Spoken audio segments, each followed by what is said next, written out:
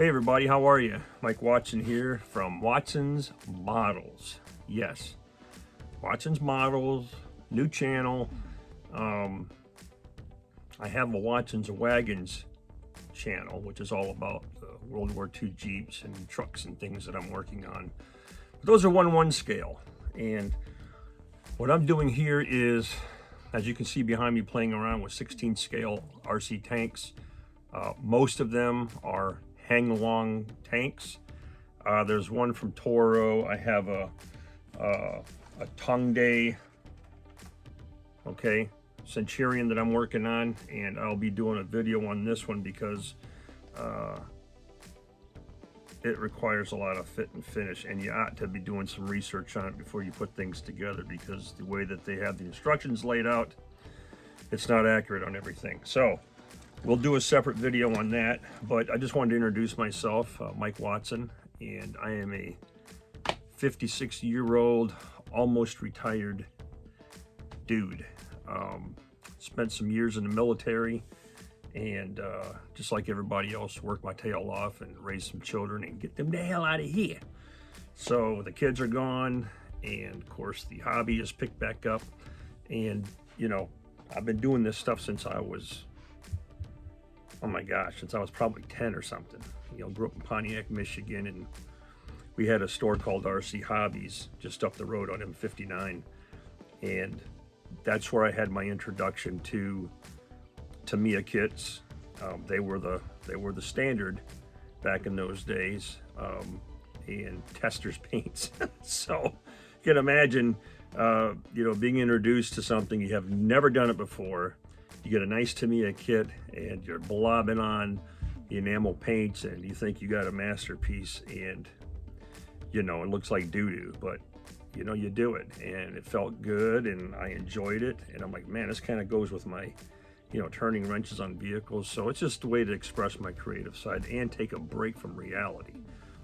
If you're like me, I like my alone time, and for me it's down here. Now I'll give you a quick tour of my little operating environment and show you what's going on. But that's what, you know, that's what this is. I am not an expert.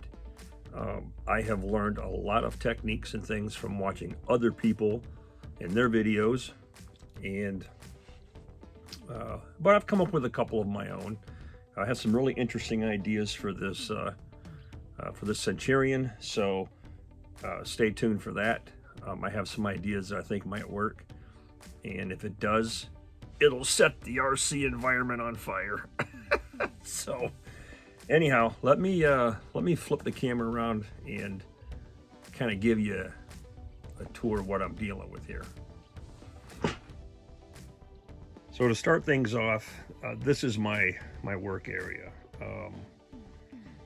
I have more paints than I think I will ever use. I don't know, you know, I got a lot of this stuff from a gentleman. I don't know, it was from an estate kind of deal, and so most of these came from an estate sale.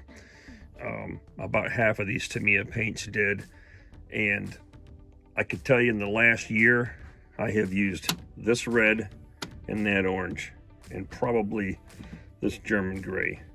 The rest of it's been sitting there, so, but it mixes up still. Started building my you know, model color Vallejo acrylics, and that just keeps growing along with different tools, you know, different paint brushes, files, things like that. Got me a little airbrush thing in the corner here, vents out to the window if I'm using noxious chemicals, and I certainly don't want to breathe it. But my main interest is armor, 35th scale, and you can see here I have, you know, these sort of sorted out by, you know, the Soviet Union. There's some Japanese stuff there, some Israeli stuff. Here's sort of my odds and ends. Aircraft. I grew up doing aircraft, but I prefer armor. A little bit of a mess back here, but we have some more kits. I've got the Fan Home D'Agostini a Millennium Falcon parts coming every month, so I'm just stockpiling that until I'm ready to start it. I really love the 16th scale tanks, and so I do have some of those kits. Here are some of my older tanks from the early days of Hang Along, which I've done some painting and updating to. These are newer tanks, the Soviet vehicles. Here's an original Hang Along that I got, that I did my own paint job, shadowing, things like that too. Also painted up their figures. Same thing with the Sherman. Okay, Snow Leopard. I haven't touched these guys yet. I haven't even put on the accessories. These are all the 7.0. So they do have scale speed, with the exception of this one. This is an older one. But I learned some lessons along the way when I was starting to paint on these. And what I didn't realize back in the day when I got these tanks is that Hang Along provides you with numbers, right? And they want you to put them on the turret. And it's like, oh, okay, well, that kind of looks legit. Negative Ghost Rider, that is the part number of the tank. That 3888 matches up with the instructions down here. So once I realized that, I started removing those decals, using a little bit of hair dryer, heat, and a razor, and they come off. Cleaning the area up, touch up paint as needed. Some of the other things I've been trying to do is figure out which Vallejo paint matches the original colors that were used by Hang Along. So it's kind of iffy. These may get repainted. I do enjoy getting these tanks and doing a lot of the shadow work, using panel liner from Tamiya, doing some dry brushing, you know, where the rubber isn't painted, paint them, work on the weapon systems, you know, and just try to add a couple of extra small details that look a little bit more realistic. That's sort of the goal. On this side here, got another Leopard, and you can see where I've done some dry brushing and some weathering on it. I don't like my stuff to look like it had been in the field for a frickin' month, mud and crap all over it. I just kind of want a nice motor pool look, you know? It's clean, but it's not perfect. Challenger, this is our recent acquisition this year. Did a lot of paint work on here for the, you know, the bubble lights and the fire extinguishers. I still need to work on the tow cable, but you know, same thing with the weapons. Painting the ammo cans, painting the weapons. I don't like the scale look of the 50 that mounts up here. It looks too large, so I didn't put it on. Okay, but when this stuff is done, I clear coat them. Haven't touched the Abrams yet. That's what I actually did in the Army. I was an Abrams tank crewman, so that'll be fun. Here's a Toro kit. All right, we got the KV-1, and you can see where I did some work to it. Some streaking and grime. KV-2, this is the one I worked on recently. Took the tracks off, took it out in the garage, and spray painted it with red oxide primer. And then came in and did a wash on it. Worked on exposing some metal, so I'm still working on this one, little bits at a time. And we'll get doing, you know, some rusting and things like that, a little bit of chipping.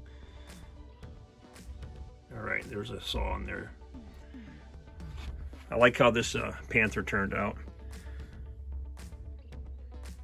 Did my own hand-painted work on the turret. And of course, you know, this vehicle, everything comes the same color. You got wood blocks in here, you need to paint them so they look like wood blocks. So yeah, I enjoy painting all the, what do they call it in Star Wars models? Little greeblies. Merkava.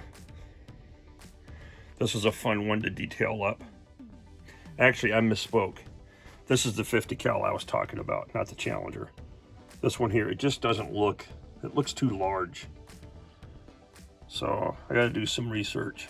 Then moving down here is one of my original Tigers, which got, I completely repainted this one. And it's got a damaged gun in it. But, you know, did some track work, and I still have some more weathering to do. And I have the grates that go over these, and so we'll work on those one day. Here's my very, very first hang-along RC that I got from my family, and you can see where I have stripped it down, removed all the decals, and this will be getting the Watson treatment as well. So yeah, and I forgot to mention that the KV1 also, I repainted the entire thing because it comes in a real light minty color, and I did not like that, and it didn't seem accurate. So I darkened it up with Russian green and used some US olive drab for some of the darker highlights. But anyhow, I'm a big fan of Andy Hobby Headquarters. So I've been grabbing all of his releases. And there's a whole bunch here that came from Andy's 16th scale armor. And then I just keep an eye out for deals. These I Love kits are kind of cool. This is a new release. Here's one I had from before.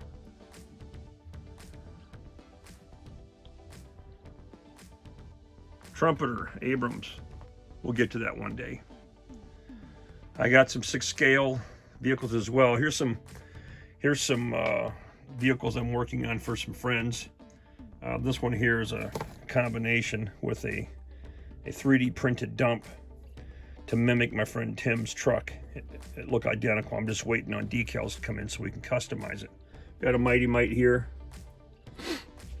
Daryl Bensinger owns his Mighty Mites. We've got a second one we're doing. Diorama that I built for a friend of mine that I served with in Desert Storm. And we were with 48 Cav, 3rd Armored Division.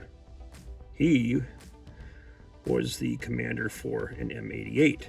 And so we've got a little maintenance scene going on here with a couple of folks observing. I do like the 1/6 scale stuff. There's a real nice Panzer II that I've been working on over the last freaking 10 years or so. And I just put the camo pattern on it this year. Ordered the decals off of eBay. I can't remember if that was Paddington House or whatever, but yeah. You gotta be very careful with those decals, especially that size. So we still have some weathering to do, but that one's really cool. I also like to work on toys if I get a chance. Now, I haven't done anything to this TIE Fighter, but I did get this X-Wing, and I definitely had to update the paint job on that and get that thing looking a little bit more weathered. So that's always fun to play with actual toys to, you know, get them to look a little bit more realistic. Still not professional, but it's a good 10-footer. What else can I show you? I do have some ships that we'll get to eventually. A couple more RC vehicles. 200 scale, Missouri, Arizona, Curtis Wilbur. And these cabinets are full of, you know, combination of Panda, Tamiya, Academy, TACOM, you name it. These are all smaller kits that go down through here. So that's it. I didn't collect this stuff immediately. It took years to build up my my little hobby environment. And, you know, a guy's got to have something to do in retirement. And retirement's coming. But I got to keep my brain sharp. We got to keep creating new neurological pathways in there.